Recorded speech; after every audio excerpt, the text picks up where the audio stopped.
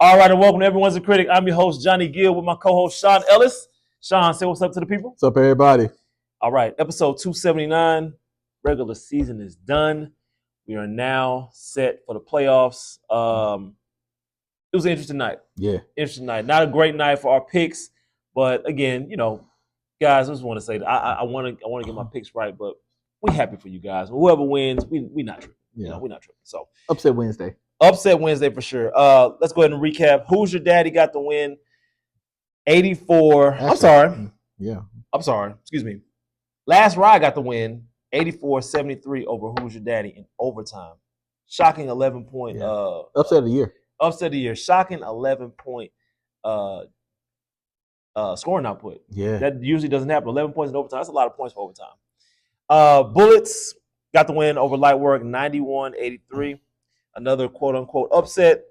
Mo and Friends got the win over Hollywood, 68-65, probably the closest, most competitive game of the night. And then Hip Hop and Roll got the win, 78-62 over Chances to finish their season 8-0. Yeah. The pressure is on. We all know what that 8-0 means. It usually leads with a lot of pressure, so we'll see if they are poised and ready to knock that narrative down completely. All right, now time for our 3 in the key. We got 2 teams to highlight. We got Bullets and Last Ride. We're going to start with the Bullets. Bullets played unbelievable tonight. Not the greatest defensive effort, but offensively, they made defensive stuff when they needed to. But offensively, they were unbelievable. Barry shot the lights out. Cam shot the lights out. Just an overall great win. Larry hit some timely shots, some timely buckets. The ball movement was incredible. Sweat was getting getting downhill. This is probably their best game of the season. If I had to pick a game, I would say this was definitely the best one. But a win that they needed desperately, just in time for the playoffs. So shout out to the Bullets for a quality win. They now have some momentum. We'll get into the seeding later, but they now have momentum leading into that first round playoff matchup. Absolutely. And I think they just played good, man. Start to finish. And look, Lightwork's a good team, right? So, they made a run. Got it really close. I don't think they ever took a lead, but got it to 1, I think. Yeah, I think they got it to 1 at one point. And that kind of shows you the resolve of the Bullets, man. Like, they've had an up and down season. And this is what they are when they have those highs. Like, they can play with anybody at a very high level. And they were just determined to get a win tonight, man. And it's just been a weird season where it's just like, besides Hip Hop and Roll, everybody's kind of just been on this roller coaster ride all season. So to kind of just see them, be able to put this kind of performance against a team that I felt also was ascending. It just shows you a lot. There was the beginning of Bloody Wednesday where, second game, where, the quote unquote underdog came out on top in this one. And like I say, we'll kind of get to some of the individual excellence of some of the players, but it was just a great win. It was a great team win. I think it was just a well-rounded. It was defense, rebounding, scoring, just a little bit of everything from those guys. I'm curious to know what their shooting percentage was because they shot the lights out. Yeah, especially Barry. Barry was shooting that thing. It was not touching the rim. Like every shot was perfect. Yeah, high arc, snap of the wrist, everything was perfect. Mechanics were great. I haven't seen Barry shoot the ball like that since seeing the finals. Yeah. So shout out to Barry. Yeah. Last Ride. Man, upset of the season and a candidate for game of the year. It's just an up and down game for them, man. So they started down 14-4. Neither team could make a shot. Both teams look a little like they had heavy legs. Like nobody could make a 3. I'm pretty sure if we go when the percentages come out, both teams shot very low percentage from 3.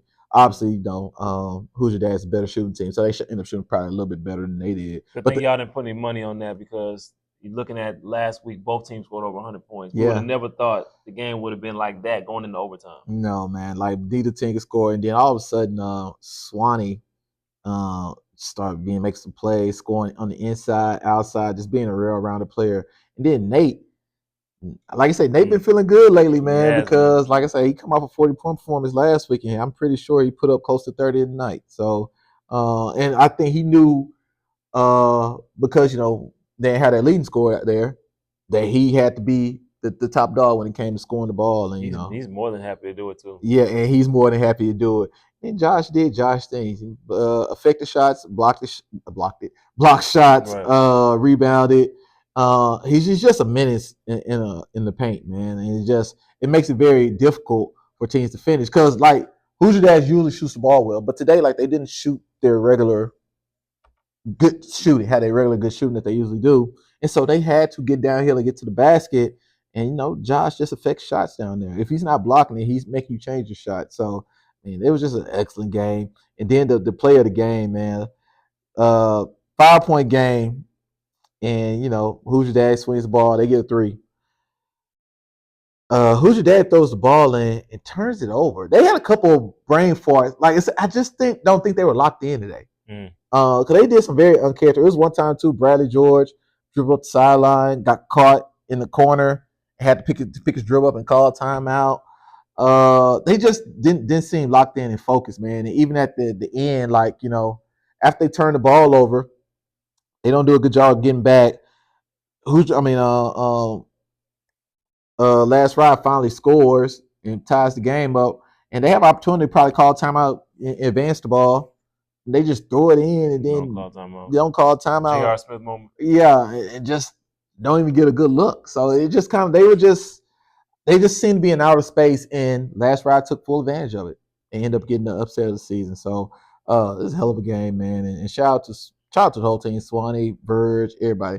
Verge hit a big shot. Him and Eric shot terrible, but combined, they probably were 2 for 30 from three combined. And the two they made were late in the fourth quarter when they really needed it. Yeah, so when you're playing pickup, guy ain't shot the ball well or hasn't scored at all, he's a game winner every time. Right. Never fails. And that's how it kind of was for them, man. But shout out to them, man. A hell of a game for Last Ride. Okay, now for our 3 in the key. I'm sorry, now for our in their bag segment. Got 2 guys to highlight. Going back to the Bullets game, Cam Hunter. I think this might be his second or third time being in their bag. He's definitely going to be a candidate for Player of the Week. Man, just another incredible game for him. I mean, he had a good game last week in the game where they got kind of handled, but he hasn't skipped a beat, man. Cam finishing. Like we said, I've said this time and time again. Cam is undoubtedly the best mid-range shooter that we have in this league. It's like a layup for him. Yeah. Shooting it in traffic, off the dribble, pull up, set shot, catch and shoot, whatever. Mid-range, he's going to make that shot. He's most comfortable with the mid-range. But the thing I appreciate the most about Cam is that he doesn't just, he's not just DeMar DeRozan, mid-range heavy. He can step out there and hit that 3 too. Yeah. And he's probably shot a career best this season as far as efficiency. He had a season where he did win MVP a couple seasons ago, but Cam, man, he's been cooking. So shout out to Cam for another great game, putting himself back in that MVP conversation yet again. Absolutely. And those guys, he's just been good, man. Like I was so impressed when I walked in the gym. I saw him hit a 3, but some of those finishes around the rim today, those was like nice, man. Like he's putting all the extra touch on the and backspin on the ball, and it's bouncing off the backboard. Like no, he really was in his bag today, man. So shout out to Cam for just been getting busy, man. It's crazy. They had that big lineup in there, and I think there was a play where Cam he scored amongst the trees. Like I can't remember if he missed a shot, got his own offensive rebound, did a little up and under finish. I'm like, how are you doing this? Like all these big guys, and it don't matter. He didn't care. Okay. Also, Andrew, Hip Hop and Roll. Andrew went on a personal, I don't know, it might have been a 13-0 run. He started going off. He changed the game because the game was close with them in chances, and he went on a run. 3, fast break layup. And you could just tell that chances was gas, but man, I've seen Andrew have games like that with Hollywood. I don't remember him having a game where he's taken over the game for Hip Hop and Roll, and he absolutely did that tonight. So shout out to Andrew for getting in his bag and really helping them win the game, really. Really, yeah. They had a moment, where shout out to Hip Hop and Roll because they could have fell apart. They had a moment early in the game where one of their better players had to sit down. And Andrew, who's been a good role player for them all season, stepped in and ended up having to be a stud. Yeah. And it's funny because this happened to them last season too. It was a game I think they only had 6 players, and Drew had to step in. I think he had like a 20-point game or something last season too. So that's the kind of the depth that they have where you know, you have your guys that kind of carry you, but then you got guys like that where he's been on other teams and he's been a high level scorer, and he's on your bench. So he, like I said, he carried them today against a quality team, and so shout out to Andrew for sticking with it. And the thing about most impressive about him too, at least from my end, I don't know what happens on their bench, but he doesn't complain. He doesn't. He doesn't complain about it role. Don't matter if he's having a good game, bad game, not playing. He just go out there and he just gets it done. He gets it done, and he makes his money, and then and moves on by his business. So that's the most impressive thing about him having these games like that. He deserved games like this just based off his attitude. Absolutely. Now for our sorry not sorry, we're just going to talk about one team. Again, it's playoff time. We don't need to talk about nobody's sorry going into the playoffs. I don't think there's some. I mean, Hollywood didn't win any games this year, but again, another competitive game tonight. They're not Could've sorry. won. They're not sorry. There's no sorry team. But when we talk about sorry at this point in this season, we're talking about sorry performances. And for me, there was only one sorry performance to speak about, and that was obviously Chances. Chances only has 2 losses on the season, both of them bad losses. This was just the latest. You let a guy who's probably the 5th or 6th scoring option on the team obliterate you and literally change the game. And it just looked like they were gassed. They were tired. Granted, Ellis wasn't there. Yeah. But y'all are a better team than this. Yeah. And I think this is the wrong time to have these performances. Absolutely. You're backing into the playoffs. You're the number 2 seed with only 2 losses. And, you go out there in the first round and you lose in the first round, you're only as good as your last game. You guys are going into the playoffs with 0 momentum. And that's not good for y'all, especially in a league like this where you got teams that have historically won based off strong finishes at the end of the season. Doesn't matter what you did in the beginning. Doesn't matter what you did in the middle. Only matters what you do in the end. Absolutely. And then, you go into a playoffs on a loss like that, playing against a team that had one of their better wins. Exactly. So that you're going to be playing against a confident team going into next week. And we'll talk about that in a second here.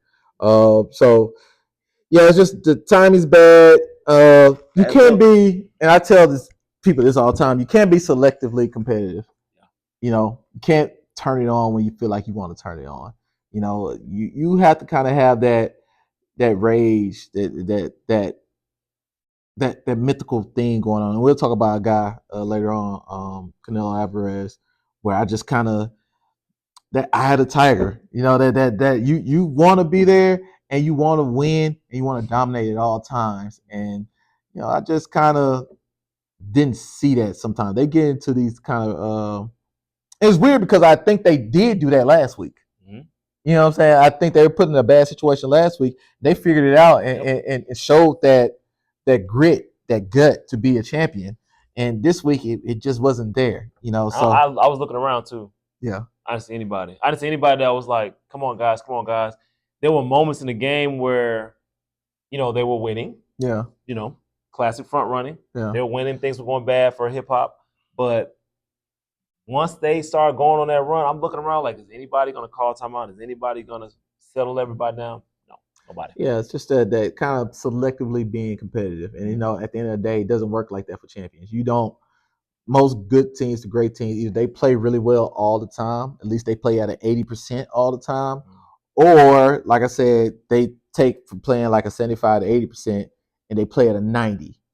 And I think teams think they could do that, and at the end of the day, you can't. You think you end up playing you play at a 65, and then you might have a game where you play at 90, but guess what? You develop bad habits, so guess what? You're going to play at 65 again at some point. So, like I say, yes, don't be selectively competitive. Hopefully, it doesn't bite them in the rear end in the long run, but I can see it possibly happening because they're going to have a tough matchup next week. Absolutely. Now, speaking of those matchups, we got our Who You With segment, playoff edition. We are not going to disclose the times yet. We haven't put that together, but we are going to talk about the matchups. And we're going to start with the 1-8 matchup, Hip Hop and Roll versus Hollywood. I got Hip Hop. Just get that out the way right now. I got Hip Hop. Hollywood, unfortunately, again, another great effort tonight. They've had about 3 or 4 games where they were competitive and had a chance to win. Probably like 6. Maybe more, yeah. Yeah, probably like 6 competitive games. But they're running into a buzzsaw. You run into a team that's hot, that has confidence. And you guys, again, no momentum. going against a team that does have momentum. I just don't see it. I don't see a scenario where you guys can knock them off, although you have a guy that's unbelievable.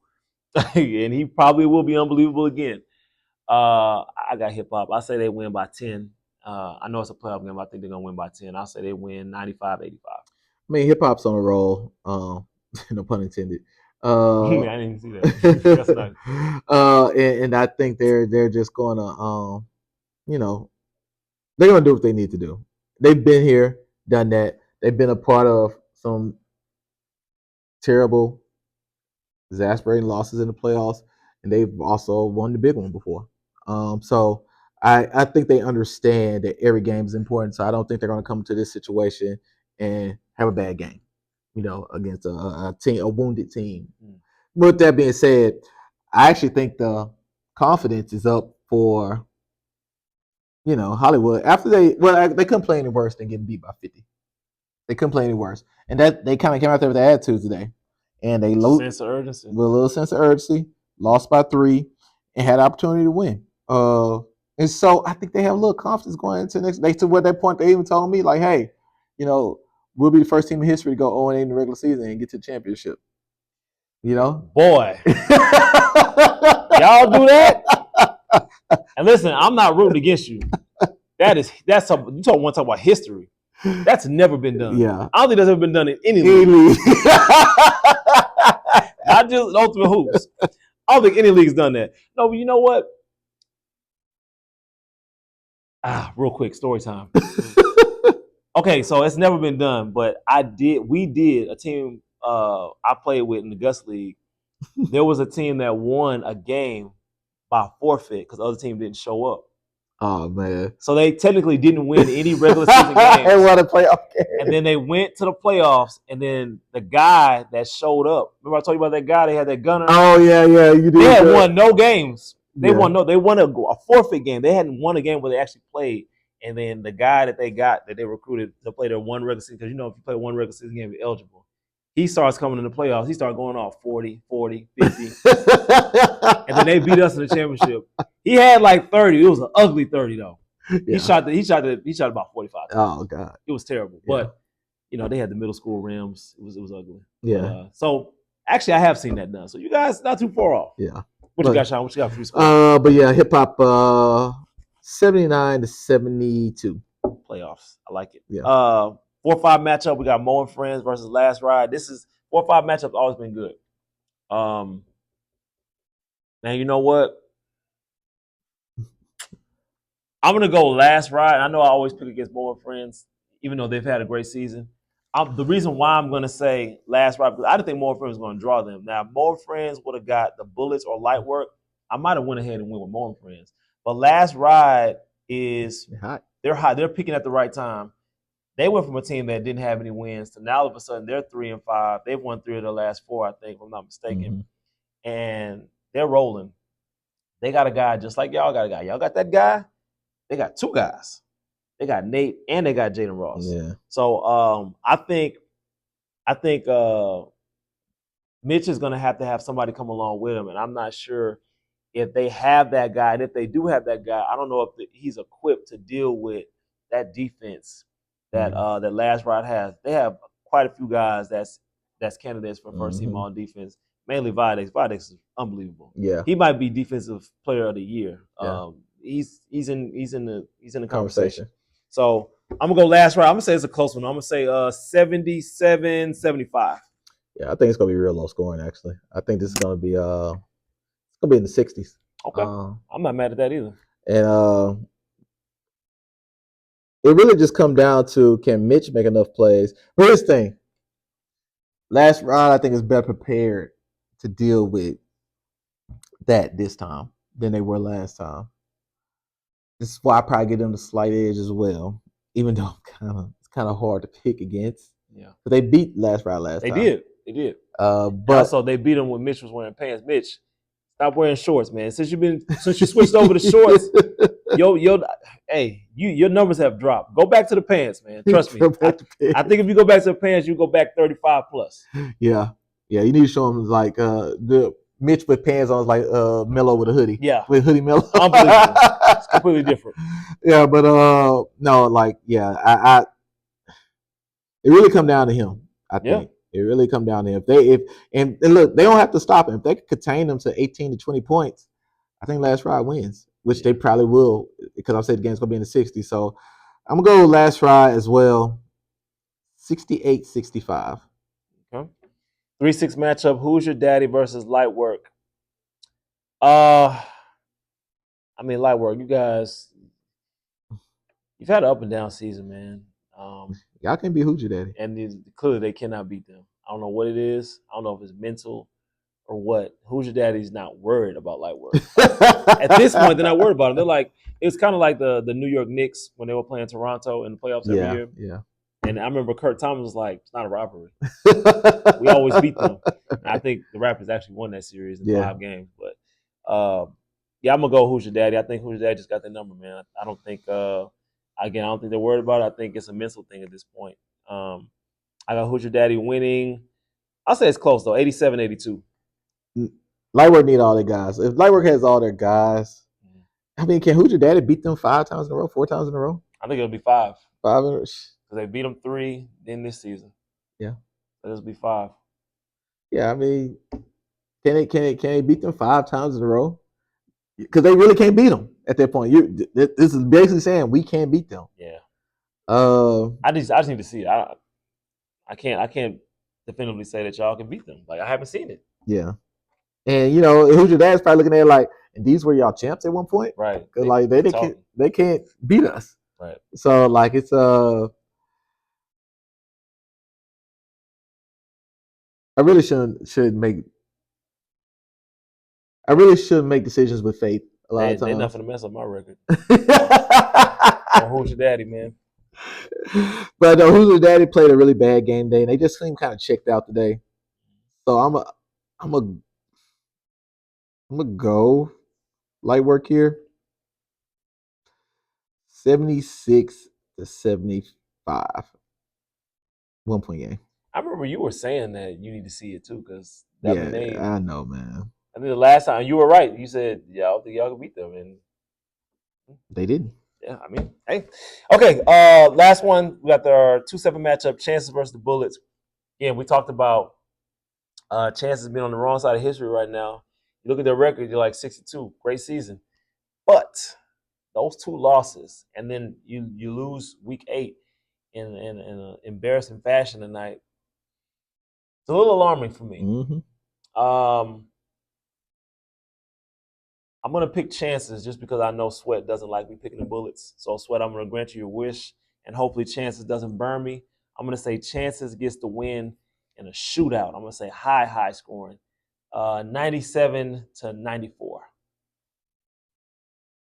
Chances like doo-doo today in the second half. They did. And the Bullets look really, really good today throughout the game.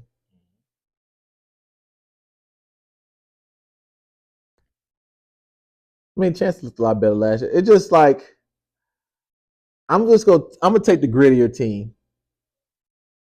I'm gonna take the Bullets because they're just the grittier, grimier team, and who will just dig and fight for that championship glory.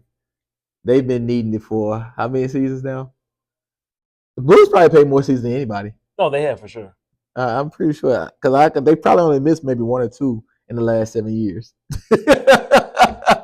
So, and that's been over 24, 25, 26 seasons, if not more. So, in 25, 26 seasons, it's a lot of seasons. Jeez, man. Yeah, I'm gonna go with the Bullets, man. I think they were wanting more, and for what I saw today, even though I like Chances a lot, Chances to get by the Bullets, I wouldn't be surprised Chances to go to the finals. Yeah, that'd be a good win. But but the Bullets are hot right now. I'm gonna take the hot team. So go Bullets here. 73-70. All right. We'll see how it goes. Me and Sean differ on 2 games, so somebody's gonna either go 4-0. Yeah, both our records kind of ugly tonight. Yeah, someone's gonna go 4-0, 2-2, or 0-4. Yeah. Interesting. Interesting. Okay. Who you with? I'm sorry, we did that already. Our trending topics tonight. We got 5 topics. We got some good ones. We're gonna start with Arian Knighton. Yeah, it's crazy. Banned for 4 years. I didn't know. I know. I heard he got the ban. I didn't realize it was 4 years though, man. 4 years, so he will not be able to participate. I want to say he's at least he's young. Is he 20, 21? He might just turn 21. You know, he started when he was like 17. So the good thing is, Aaron, you'll be 25 when you come back. You'll still be in your prime. So still though, man, it's a bad look. You know, he's been knocking on the door of. I still think he's great. Yeah. He's been knocking on the door, but this caught me off guard. My wife actually sent me the story saying that he's going to be banned for 4 years. It's just unfortunate, man. I think track's going to miss him. He's mainly a 200-meter runner. That's what he is, basically. He's not really run 100 like that. Not a 400-meter runner. I think I don't think Noah Lyles is really concerned about him. I think Knighton wants to beat him. I think he could eventually, but this is a major setback for him, and I'm disappointed to hear it, and I hate that it happened, honestly. Yeah, I mean, like 3-4 years ago, he's a phenom because he came on the scene 17 years old. I think he came in like second in as a 17-year-old at like nationals or something like that, and it kind of caught everybody by storm. Where we was all like, I mean, yeah, we got this Noah Lyles guy now, but we got a 17-year-old who's coming in second. Mm-hmm. Yeah, in 3-4 years, he's gonna be running track. Period. He's gonna be running the track world. And he didn't quite get there. He's had a few setbacks, but this is a major setback because considering what he was 3-4 years ago as a teenager, yeah, he hasn't quite reached the peaks that we thought he possibly could. And now he's reaching valleys right now. So hopefully this will be something that he'll go through. And he'll come back stronger from it. And he's hearing about this. This is a live track now with the males and females, even with Shakari Richardson and everybody else. Like it's kind of like these peaks and valleys that a lot of these athletes are having, and it's whether it's substance abuse or fighting at the airport. Yeah, real drug abuse. It's been something, man. And, it's going on in track forever, but you just really hate it to see with such a young guy with so much potential. And then what's my guy Fred Curley? Yeah, he got baseball now. Well, did he get popped too? Somebody else got popped too. Was it Fred Curley? It was somebody else got popped too. Fred Curley. I don't know, man. You were just on the pivot talking about you gonna break the world record for 100. Now you out here playing baseball. Yeah, somebody else got popped too. It wasn't just Knighton, but yeah, I didn't realize he got the 4-year ban. So you told me that earlier, so it's crazy. Okay, and we're supposed to be timing ourselves. I know we're probably doing terrible right now. Know. Okay, now in the college football, ACC referee named Gary Patterson has resigned from refereeing. It's a strange play. It was a game between UConn and Syracuse where a quarterback got hit, and the play was ruled incomplete, and they had to go to the replay and see if it was a fumble. And it was a bizarre play because the replay, you could see the guys going to the replay booth, and it took long. It took long and long, and I want to say it was like maybe a 6-minute delay, and he got frustrated. He was just like, "Look, the play didn't happen. That play didn't happen." And they just moved on. And not only was he was so mad about that play, he resigned from refereeing. He says he's not doing it anymore. Can a play really bluster you to the point where you don't want to do it no more? I know some people have their jobs where there's a part of the job they don't like, and then they're just like, you know what, I'm done. That was bizarre to me. I mean, he probably was emotionally checked out anyway. Yeah, that probably was like the final straw. That's probably it. And then somebody starts. I know referees are like this in general. Like you started kind of speaking about integrity and their personal integrity for the game and different things like that.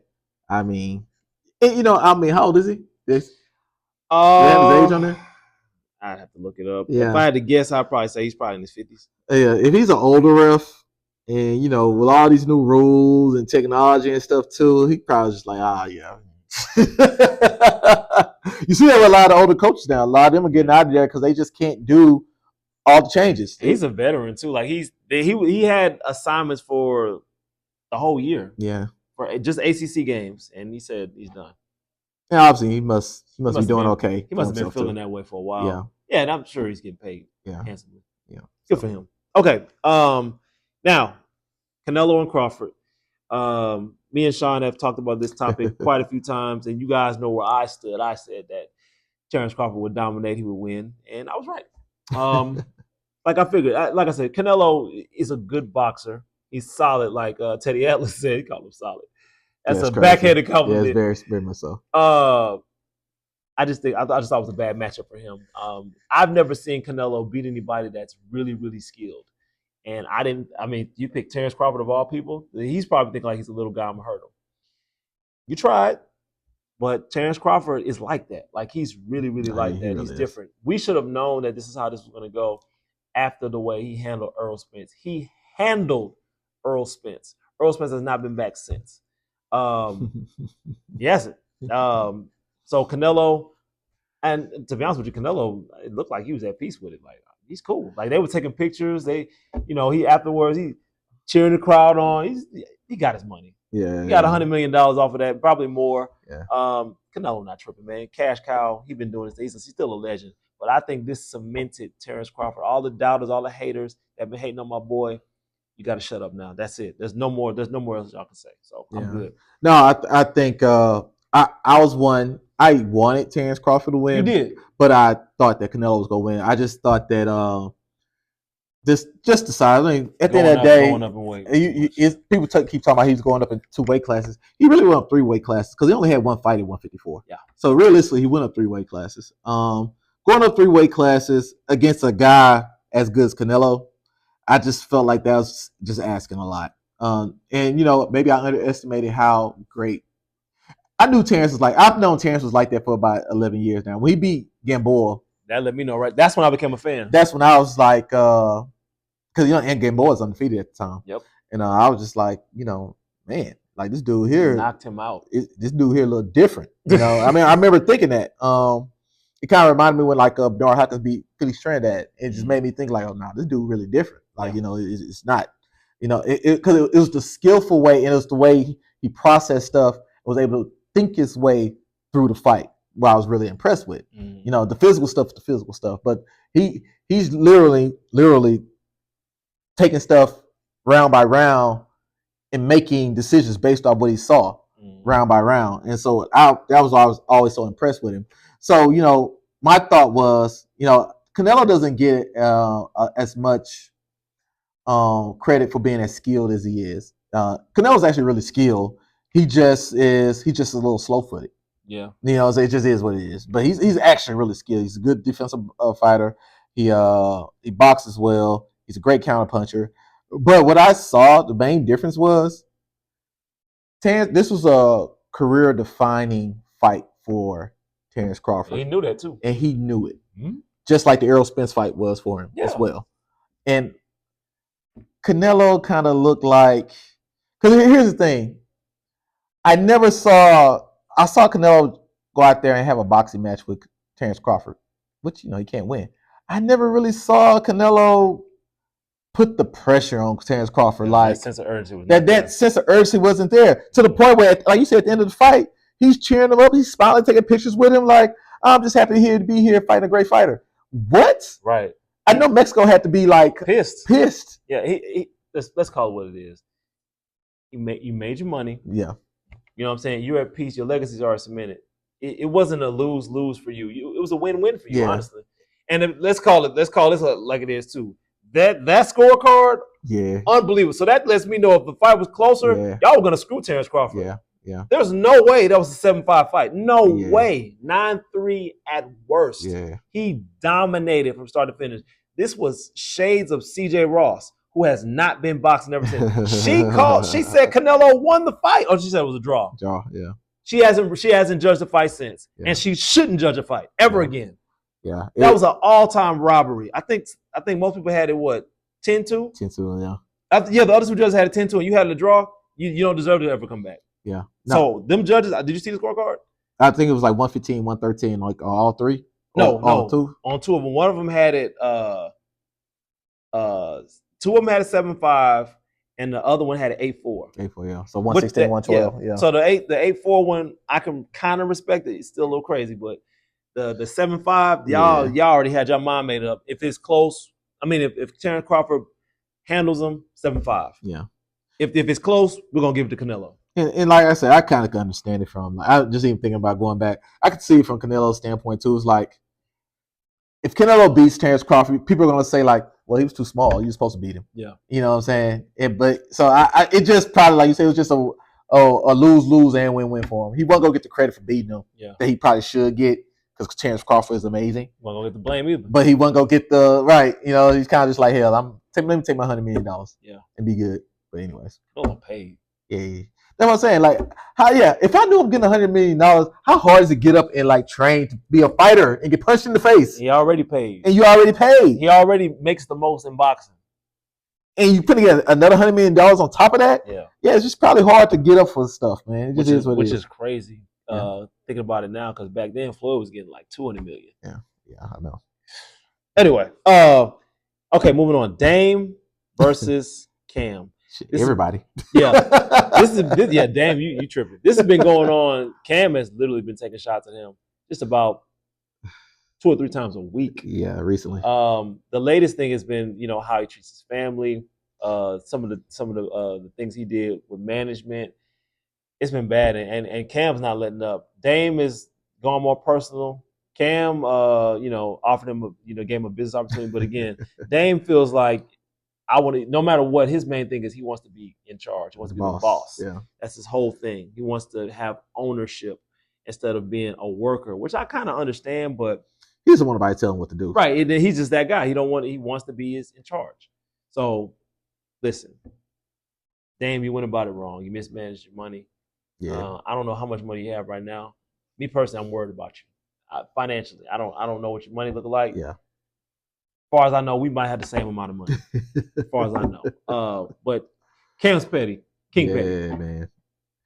I think both of them are very sensitive. Cam's sensitive too, for sure. But extremely sensitive Harlem guys who actually probably have a lot of love for each other. But at the same time, though, you ain't gonna one up me. Right. It just is what it is. So at this point, I just don't see this ending well. It's not, because Cam not gonna stop, and I mean at this point Dame ain't gonna stop. So it's just not gonna end well. It's sad. The saddest part of all this really is like Dame Dash hasn't been able to keep a good relationship with anybody that was ever close with him, and it's sad. That goes from obviously like the Jay-Z's, Cam's, Kanye's, whatever rapper that's been in the game, Biggs and all those guys, but even his family. Like, obviously he got a divorce from his wife, but even like his daughter got on the stand one time against him. He gets into it with his son. Yeah, the scene with his son out.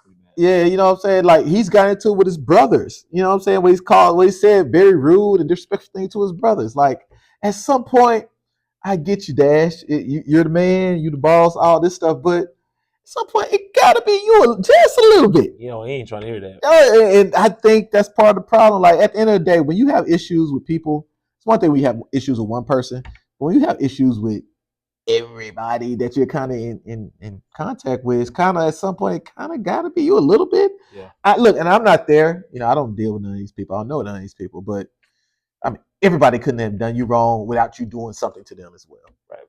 So shout out to Dame and Cam. Hopefully they get that thing together, man. But both of them are petty, and it ain't gonna stop. Expect 2 more stories with them 2 coming up. Actually, I need to watch Talk with Flea tonight because he has more stories to tell. Actually, I do want to see that. Okay, our final topic tonight, we got Adrian Broner. Speaking of Cam, he was on Is What It Is. Adrian Broner, man. He's the crash out king, man. He's really he's what Cam called him. He's a junkie. He's a junkie. Like, he really is. He really is a junkie. And you know what? We should have saw this coming. I remember an interview he did. He was drunk on the interview. That was embarrassing. Like, that was truly embarrassing. He doesn't have a filter. And the thing that upsets me the most about this situation was that Cam already told him. Yeah, multiple times. You know what I'm saying? Like, hey, man, she's taken, chill. You know what I'm saying? And then he's still going at her. And you could tell she was uncomfortable, clearly. And we're talking about stat. She was uncomfortable. And, this dude just trying to shoot a shot. Like, man, come on, man. Just because you're famous and have money doesn't mean that you can get anybody you want, especially somebody like that. Like, she's famous. She has money. She got a man. She cool. She don't want you. You know what I'm saying? So Cam look at her like that's my sister. You know what I'm Yeah. saying? That's my business partner. Like, don't disrespect her. Don't disrespect me after I already told you what the deal is. You know, and Mace looking like, you know what I'm saying? Like at first I didn't know who Cam was talking about because I just saw the clip. And I was like, and then I read the caption. I was like, oh, that's AB. I was like, oh, then I listened again. I was like, okay, yeah, that is AB. I was like, oh, that's something he would do. Yeah. And I think and too, man, it's just like I bring you on and you bad for business. You're bad for business. Like, you know, at the end of the day, respect me just even as a businessman to not even be on here on that kind of time. And it's like I worry about Adrian Brown in the sense of, okay, you know, Cam called him a junkie. That wasn't nice, but I mean, he has junkie behavior for sure. But you know, I just kind of worry about him. Him being out here in the world. If he acts like that on camera, I can only imagine what he acts like when he gets drunk at a random house party or something. Right, saying something reckless. Yeah, somebody gonna sue you. Yeah, sue you, or you go run into a girl, her boyfriend there, and it gets even worse than that. Like, you know, it's just like don't pull that yap out. Yeah, like I just see it like being a really bad. I just, for whatever reason, he's not growing up. And then now, if he has these substance abuse problems, or if he's alcoholic, or whatever the hell he got going on, he's for sure alcoholic. Like it just doesn't look good for him, man. And this is another guy. We talk about potential. Like, you know, he had potential to take over the boxing world, and he was out here making, you know, he's 36, rap music and drinking and making pornos and everything else, and he just sloppy, just kind of falling apart, you know. And that's why I say sometimes having a good foundation and upbringing, you know, it gets you a long way. And but you know, at the end of the day, that can't be an excuse for everything, because a lot of those guys, including Floyd, didn't have the best